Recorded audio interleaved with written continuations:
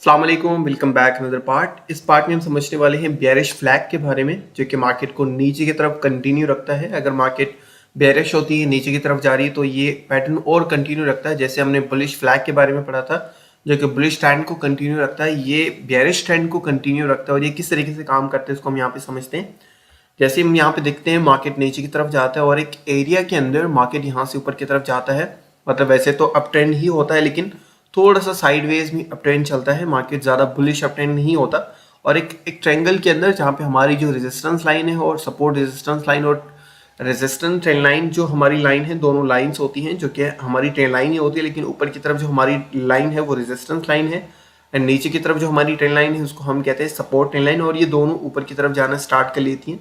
अब यहाँ पे जो इंपॉर्टेंट होता है कि ये वाला जो नीचे वाला लेवल है, हमारा जो सपोर्ट ट्रेंड लाइन है, अगर ये जैसे ही ब्रेक होता है तो हम समझते हैं कि पैटर्न हमारा सक्सेसफुल हुआ और यहाँ पे ब्रेक डाउन होता है और मार्केट नीचे की तरफ जाता है। अगर ये वाला लेवल ब्रेक नहीं होता, ऊपर की तरफ मार्केट यहाँ से ऊपर की तरफ ब्रेकआउट देता है, तो ये पैटर्न हमारा फेल हो जाता है और हम फिर नेक्स्ट अपॉर्चुनिटी का वेट करते हैं। Exactly like this. एंड यहाँ पे अगर हम देखेंगे तो इस तरीके से होता है। मार्केट नीचे जाता है, मार्केट थोड़ा सा ऊपर की तरफ जाता है, जो हमारा फ्लैग बनता है बेयरिश फ्लैग, एंड उसके बाद मार्केट सीधा और नीचे की तरफ जाना स्टार्ट कर लेता है। अब इसको हम यहाँ पे चार्ट पे समझते हैं कि किस तरीके से काम करता है। अगर हम यहाँ पे देखेंगे तो हम समझ लेते हैं कि मार्केट इस तरीके से ऊपर जाता है लाइक दिस, एंड यहाँ से हम एक और कैंडल ले लेते हैं जो कि ऊपर की तरफ लेके जाती है हमें। अब यहाँ पे सिनेरियो क्या बनता है, मार्केट सीधा नीचे आती है लाइक दिस, एंड ऊपर की तरफ जाती है high low and lower highs and higher high and lower high, इस तरीके से। एंड उसके बाद इस लेवल के अंदर आके यहाँ से ब्रेक डाउन देके मार्केट और नीचे की तरफ चली जाती है।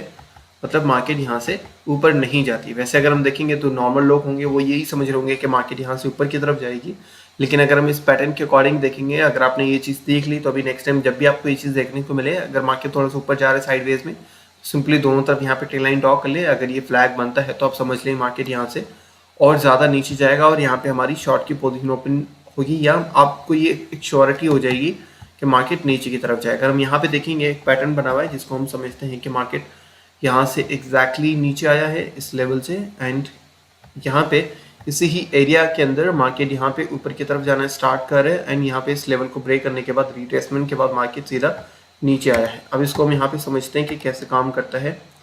मैं इसको यहाँ से रिमूव कर देता हूँ। ओके, तो जैसे हमने बुलिश फ्लैग के बारे में पढ़ा था, जहाँ पे हमने एग्जैक्ट जैसे ही देखे थे, अब यहाँ पे भी सेम सिनेरियो है। वहाँ पे हमें यहाँ पे रिट्रेसमेंट का मौका नहीं मिला था, लेकिन यहाँ पे रिट्रेसमेंट का मौका है। जैसे इसने यहाँ पे नीचे की तरफ क्लोजिंग दी, इसलिए हम कहते हैं डीसीए यूज़ करना है। डीसीए का मतलब ये है कि आपने एक एंट्री यहाँ पे ले ली, एक एंट्री आपने एग्जैक्टली यहाँ पे ले ली। 2 या 3 एंट्रीज आप लगा सकते हो ताकि आपकी एंट्री भी मिस ना हो और आपको एक अच्छी प्राइस भी मिस ना हो, जहाँ से आपको बहुत ऊपर की तरफ शॉर्ट करने को देखने को मिल जाए। तो सिंपली हमारा एंट्री पॉइंट ये वाला बनेगा, बीच वाला, क्योंकि हम डीसीए करेंगे। एंड हमारा जो स्टॉप लॉस है वो इसका हाई भी हो सकता है एंड इसका हाई भी हो सकता है। ये वजह से स्ट्रांग नहीं है तो हम इसका हाई रखेंगे, तो सिंपली हमारा स्टॉप लॉस ये होगा। एंड जो टारगेट है, जैसे मैंने आपको ऑलरेडी बताया था, इस पैटर्न के अंदर आपको ये वाला टारगेट बिल्कुल भी नहीं लेना। आपने देखना है किस तरफ से मार्केट यहाँ से गिरावट हुई थी, किस लेवल से मार्केट यहाँ से गिरा था। तो अगर हम देखेंगे मार्केट ये वाला लेवल हमें नहीं लेना। मैक्सिमम लोग ये सोचेंगे कि ये वाला लेवल है, लेकिन ये वाला लेवल नहीं है। मार्केट यहाँ से नीचे गया एंड यहाँ से रिट्रेसमेंट ली एंड उसके बाद यहाँ से सीधा नीचे गया। ये वाला जो लेवल है इतना खास नहीं है, क्योंकि ये मार्केट यहाँ पे अपना रेजिस्टेंस ब्रेक नहीं हुआ है। इस लेवल के अंदर हम देखेंगे रेजिस्टेंस ब्रेक हुआ है, हायर हाई बना है, तो हम ये वाला लेवल लेंगे। ये वाला ऐसा लेवल बनता है तो नहीं लेंगे। अगर हम यहाँ पे देखेंगे तो यहाँ पे भी मार्केट ने थोड़ा सा रिकवर करने की ट्राई की, लेकिन रेजिस्टेंस लेवल ब्रेक नहीं हुआ। तो हमारा जो डाउन ट्रेंड एग्जैक्टली है वो इस लेवल से स्टार्ट होता है। तो टारगेट सेट करने के लिए हमने सिंपली ये वाला एरिया लेना है और इस तरीके से हमने यहाँ पे ले लेना है। और ये वाला हमारा यहाँ पे हमने सिंपली यही सेम एरिया, आपने इसको ऊपर नीचे नहीं करना, सेम एरिया यहाँ पे लेके आना है और ये सीधा यहाँ पे आपने इसको यहाँ पे ड्रॉ कर लेना है। तो सिंपली हमारा टारगेट ये वाला होगा, जो कि हम इस लेवल को लेके चलते हैं। एंड एंट्री हमारी ये होगी और स्टॉप लॉस ये होगा। हम सिंपली यहाँ से शॉर्ट की पोजीशन ओपन करते हैं। स्टॉप लॉस ये वाला रहेगा हमारा एंड टारगेट को हम थोड़ा सा नीचे कर लेते हैं, जो कि रिस्क वाले 1:6.2 बन रहा है, 6.3 बन रहा है, जो कि काफ़ी अच्छा, आप इसको लेके चल सकते हैं।